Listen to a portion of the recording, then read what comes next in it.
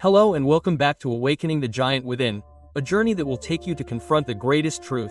The truth we all know will come but try to avoid it and never prepare for. Death.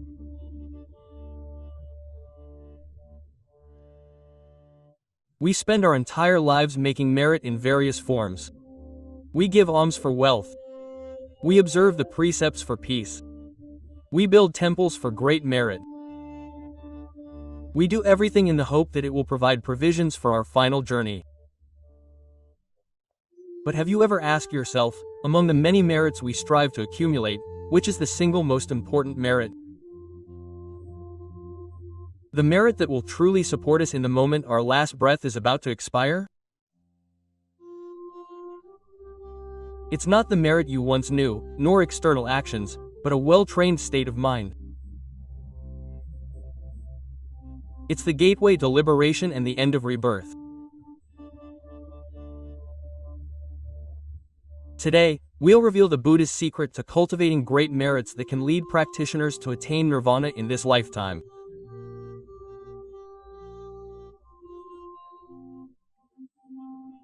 That secret is the simple yet powerful meditation practice of Marananasati, or the art of mindfulness of death with wisdom.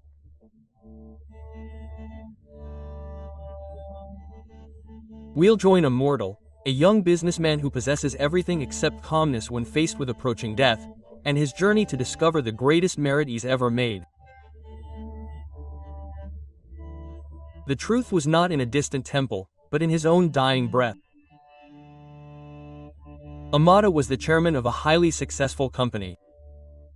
He was a symbol of a winner in the game of life. He built everything with his own two hands, had enormous wealth, a loving family, and was in good health.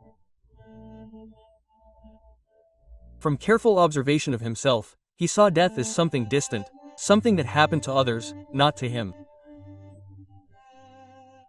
He lived life to the fullest, worked hard, and traveled lavishly. He believed in control and planning and believed he could design his own future. Until one day, the greatest lesson came to him in the form of bad news. Mr. Amata, your biopsy results are back. We found cancer cells in a relatively advanced stage. Quote. Those words were like a bolt from the blue in the middle of the castle he had built so reliably. Amata's entire world collapsed in an instant. For the first time in his life, he faced a loss of control. For the first time, his money and power couldn't buy him time. And for the first time, he realized that death wasn't far away, but it was sitting right in front of him, staring at him. He couldn't help it. Something had to go wrong. We'd taken good care of ourselves all along. Why me? What about the business we'd built? What about our family? Everything we'd worked for our entire lives. Was it coming to an end? No, we didn't want to die. We were afraid of death. It completely took over his mind. He couldn't sleep, had nightmares, and was filled with anxiety. The merit he had made seemed meaningless because it couldn't negotiate with death through suffering.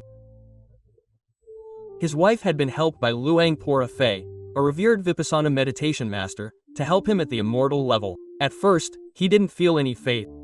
He thought that the Dhamma couldn't help him.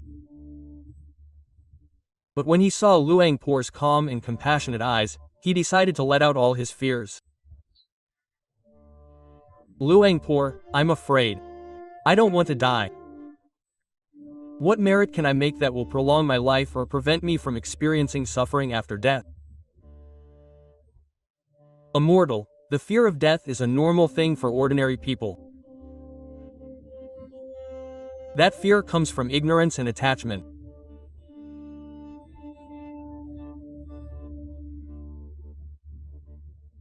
You're trying to find external merit to bargain with death, but you're overlooking the greatest merit you can create within your own heart right now.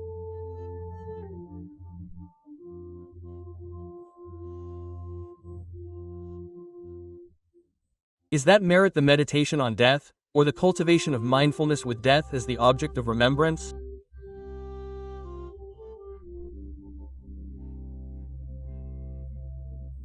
The more you think about it, the more afraid you become, the more distracted you become. Isn't that because you think about it with fear, but you've never considered it with wisdom? These two things are completely different, you know. Thinking about death with fear is letting the mind imagine pain, separation, and terror, which only create suffering. But cultivating mindfulness of death is acceptance. Accept the truth and use your mindfulness and wisdom to observe and understand the nature of death honestly and without emotion.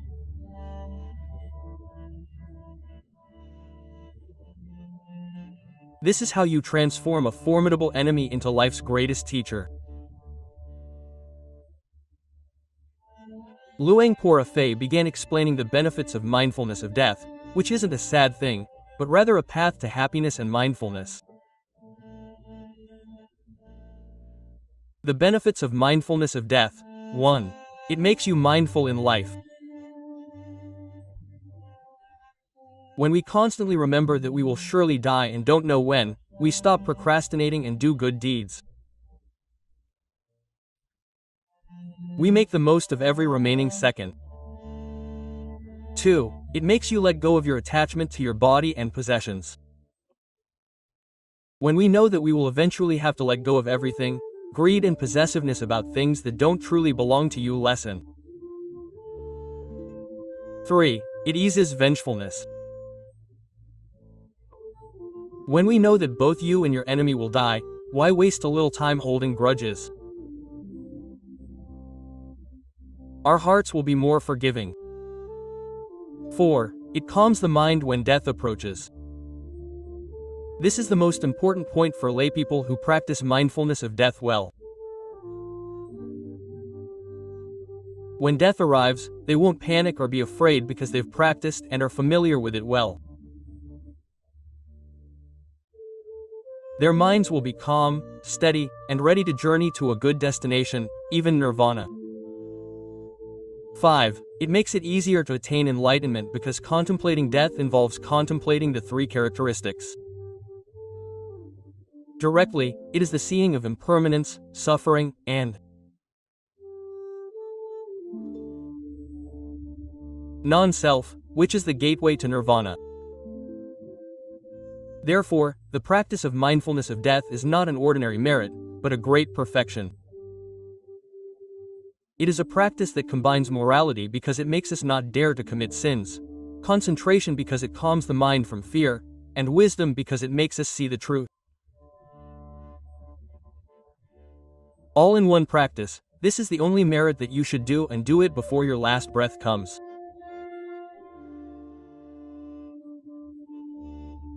After the Amata understood the great benefits of mindfulness of death, his fear began to transform into curiosity.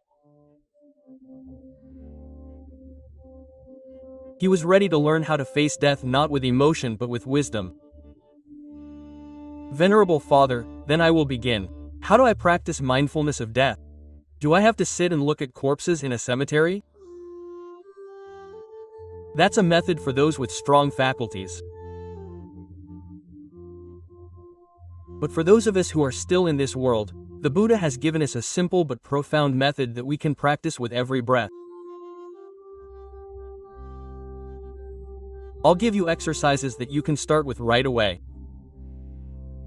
There's not just one way to practice mindfulness of death. There are many methods or techniques to suit each person's temperament. Try choosing which method appeals to you the most. Techniques for practicing mindfulness of death for laypeople. 1. Remembering that life is limited. The easiest way is to constantly remind yourself that our life is short. It won't last for hundreds or even thousands. Every year, there's an invisible deadline waiting for us. Every morning, when we wake up, we should think about how lucky we are to still have one more day to breathe.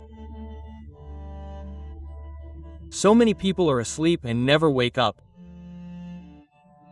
Today, we will use our remaining breath to do something worthwhile. Every night, before going to bed, we should imagine that this might be our last night. Have we done what we should have done? Have we apologized to our loved ones? Have we forgiven those who have hurt us? Doing so will help us live mindfully and be ready to depart peacefully, no matter when death comes. 2. Remember that death can happen at any moment. Consider that danger and death are all around us. While walking, we might trip and fall. While eating, we might choke. While traveling, accidents can happen at any second. This consideration isn't about creating paranoia, but about accepting the reality that life is fragile. When we know that death can happen at any moment, we stop procrastinating. We will hurry to do good deeds and practice, because we don't know if we'll have it tomorrow. 3. Compare ourselves to others. Look around and consider that even great people cannot escape death. Even the most glorious Buddha had to enter nirvana. Even a powerful king had to abdicate his throne.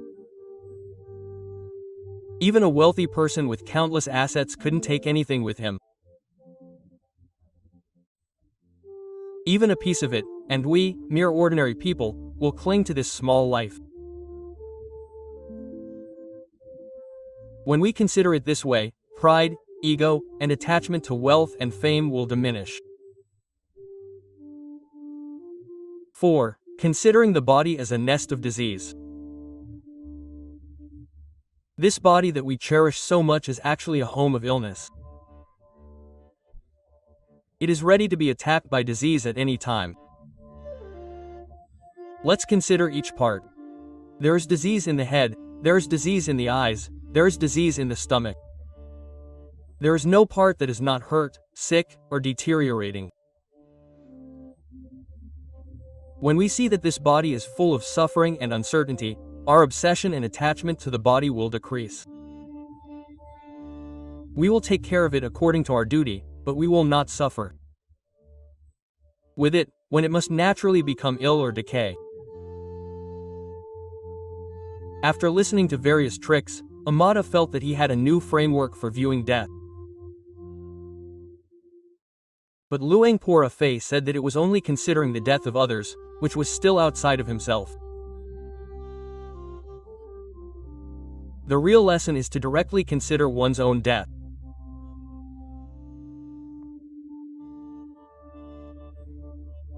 Amata, I will now give you the most powerful but most challenging exercise, praying as if you were going to die in the next few breaths.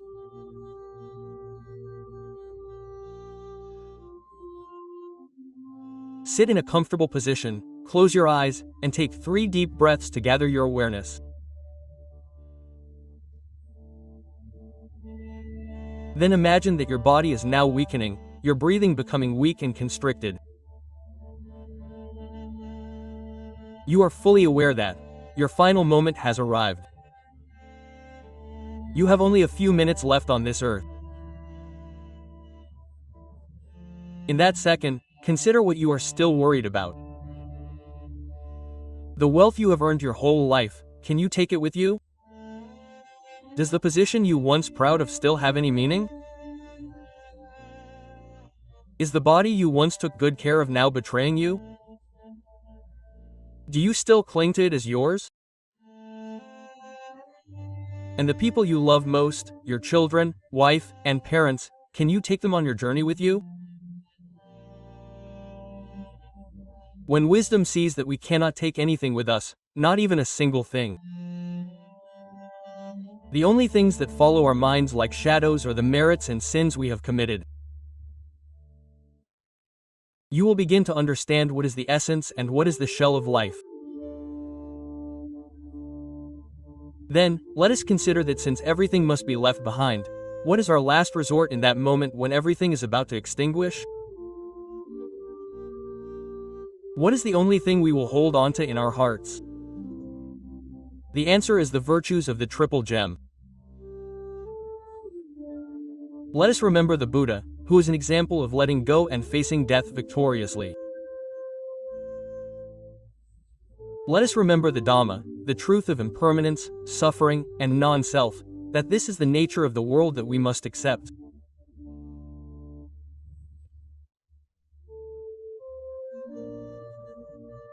Let us also remember the Sangha, the noble disciples who have already walked beyond death, to give us encouragement when our minds cling to the virtues of the triple gem instead of clinging to fear, and your final moments of longing and mourning will be transformed into a bright, wholesome mind, ready to journey to a blissful state of peace and unafraid.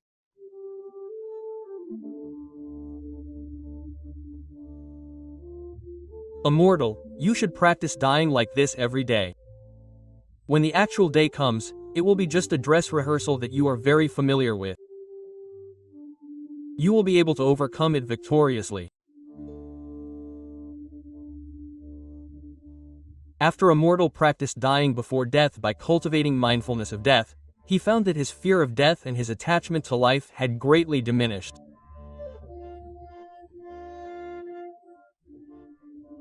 However, there was still the deepest root of finality that was still difficult to remove: his love and attachment to his own body. Venerable Father, I am beginning to accept death more, but I still fear the pain and regret this body. I still want to look good, I still want to be strong. How can I loosen my attachment to the body that I have lived in my whole life? You have arrived at the best medicine that the Lord Buddha has given to treat the disease of self-delusion.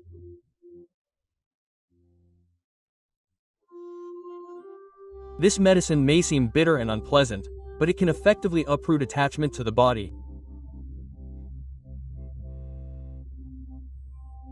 This type of meditation is called a Sufa meditation, or contemplating the ugliness of the body.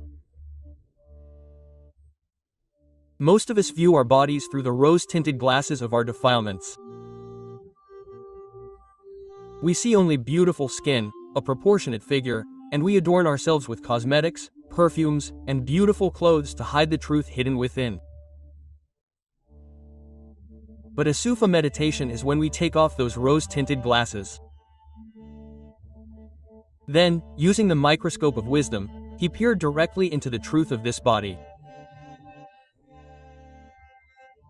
Luang Por Fei led Amata into a completely counter-intuitive contemplation.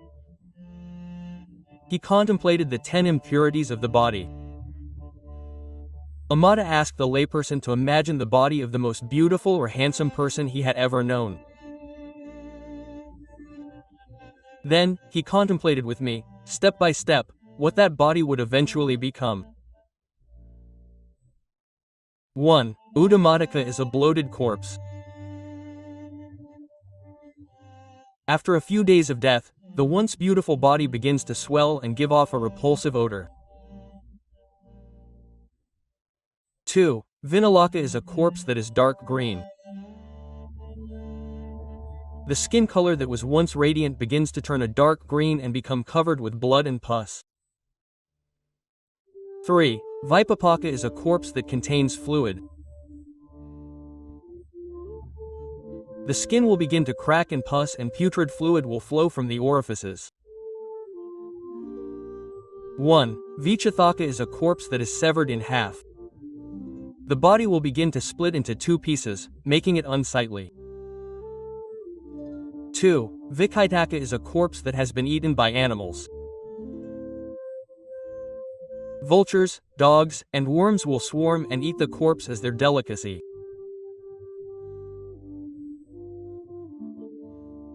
3. Vikitaka is a corpse that is scattered, and the parts of the hands, feet, and head will be scattered in different directions. 4. Hatvakitaka is a corpse that has been completely destroyed. 5. Lohitaka is the sight of a body still covered in blood. 6. Pulak is the most tragic sight, where the entire body becomes a home for worms that are trying to devour it.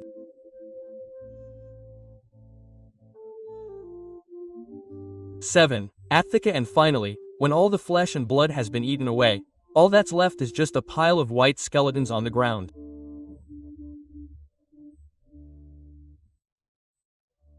No matter how beautiful, wealthy, or great a person was when he was alive, in the end, everyone will be left with this much.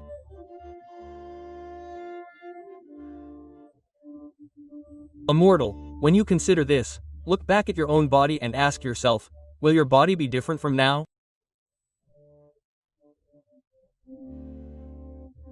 The answer is no, it must have the same end. Then where is the beauty that we were fascinated by, the strength that we once held onto? It's just a temporary illusion waiting to dissipate.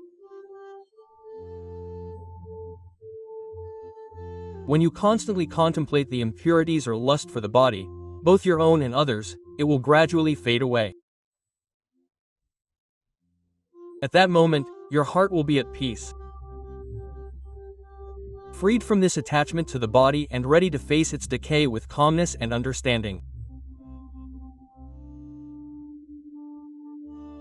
After Amata learned the tools to release his attachment to the body, he felt that his mental armor had become much stronger.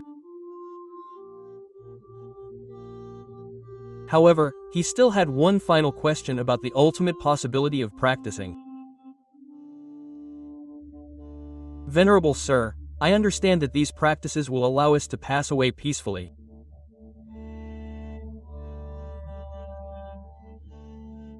But is it really possible for one to attain enlightenment and become an arahant in the final moments of life when the body is about to break up?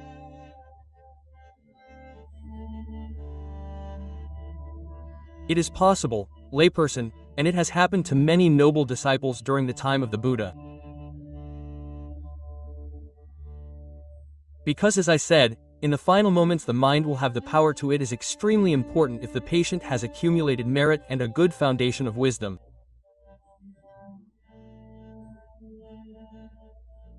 That painful period will become the most intense Vipassana meditation classroom that can push the mind to transcend to liberation.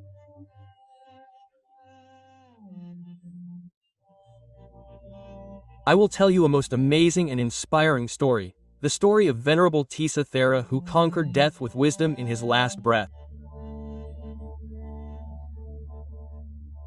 Venerable Tissa was ordained as a monk at an old age but had strong perseverance. He went to practice Dhamma in the forest alone. One day, he became seriously ill. His body was thin and weak, he had no strength to even stand up. His skin was cracked and blisters appeared all over his body. His robes were soiled. Covered with blood and pus, his body was tightly bound. He had to suffer from severe physical pain. At that time, a young monk, his nephew, was taking care of him.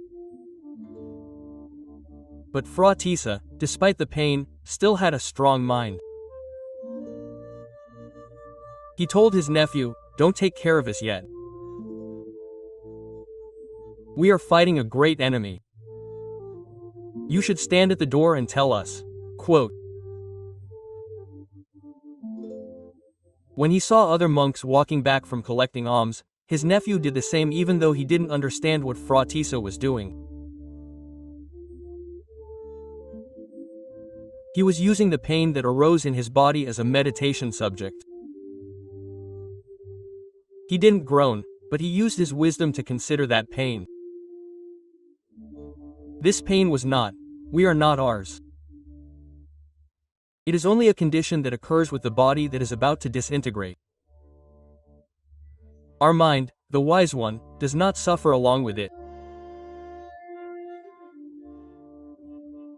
When the grandson came to tell him that he saw the senior monk walking ahead, Fra Tissa asked if the two chief disciples, Sariputta and Moggallana, were also there. The grandson answered that they were. The monk then said, "Go and invite them to come in. I would like to ask for their forgiveness for the last time." Quote. But before the two senior monks arrived, Fra Tisa considered that his body was too dirty and not suitable for the senior monks to see it. He therefore concentrated his mind on developing vipassana intensively with his remaining breath. He contemplated the arising and passing away of form and name and saw their impermanence, the suffering and the absence of all conditioned things. In the moment his wisdom matured, his mind let go of all attachment to the five aggregates. He attained arahantship with the four patisambhidayas on his sickbed. After that, he passed away peacefully.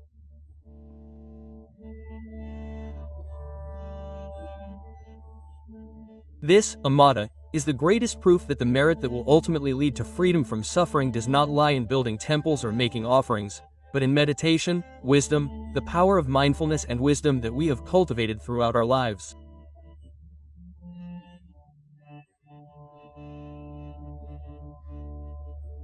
This is the merit that will truly be our refuge on the day we are left with nothing, not even our own bodies, after Amata receives it. The miraculous story of Venerable Tisa Thera revealed a light at the end of the tunnel. He saw his fear and understood that the remaining time of his life, though short, was not necessarily a bad thing. On the contrary, it could be a golden moment, the most precious if he knew how to use it properly. He did not go back to beg the doctor to cure him completely. He asked the doctor to help support this body to minimize pain so that he would have enough strength to practice Dhamma. Every day, Amata spent most of his time in meditation. He did not meditate to escape death, but to get to know it. He developed mindfulness of death by contemplating the deterioration of his own body that occurred every moment. He saw the hair falling out, the skin withered, and the waning strength. He looked at it with a neutral mind, not with sadness, but with the understanding that this was normal. He developed meditation on the impurities of the body by inclining his mind to contemplate the ugliness of the body to release his attachment and regret for the body he used to be proud of. Most importantly, he developed insight meditation by observing the suffering that arose from illness. He did not fight it, but used it as a teacher. He watched the illness arise, exist, and pass away until he began to see its impermanence and non-self. He began to separate the aching body from the mind of the knower. As time passed, Amata's body might have deteriorated, but his mind, his spirit surprisingly returned stronger and brighter. His fear of death had faded, replaced by a calm, accepting, and anxious state of mind. His anxiety about the future vanished, replaced by a full-blown revelation of the present moment. In his final moments in the hospital, surrounded by his family, Amata didn't look fearful or distressed. Instead, his face was calm, with a slight smile tugging at the corner of his mouth. He didn't say much, but he gave his wife and children a final gift. It wasn't an army of treasures, but an image of his peaceful passing. It would serve as a reminder and encouragement for them to carry on. Before his final breath, his mind focused on the Buddha's virtues and contemplated the disintegration of his body with a resigned heart. He had accomplished the single most important merit in his final breath. Amata's journey from a great businessman terrified of death to a practitioner who passed away peacefully offers a valuable lesson for all of us. True merit, the merit that will surely support us in our final moments, lies not in our external actions, the amount of money we donate, or the temples we build. While these are good things, they are still provisions for the journey. The most important merit is the quality of our mind, our well-trained strength of mindfulness and wisdom.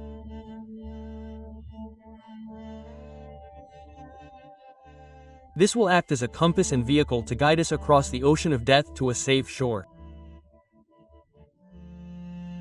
Therefore, mindfulness of death is not a curse for the elderly or those near death. It is the duty of every living human being, because it is the best vaccine to protect us from carelessness, the most dangerous disease in samsara. Listeners, do not wait for illness or old age to strike before beginning practice. Start preparing your mind today, from this very second. Sow the seeds of mindfulness of death by remembering death every day. Water it with morality and charity to create a protective framework and provisions for the journey. Plow the soil with meditation to build the strength of mindfulness and wisdom. When we live with death as a constant reminder, we will live meaningfully. We will love without clinging. We will forgive unconditionally. And we will create only good things because we know that our time is limited.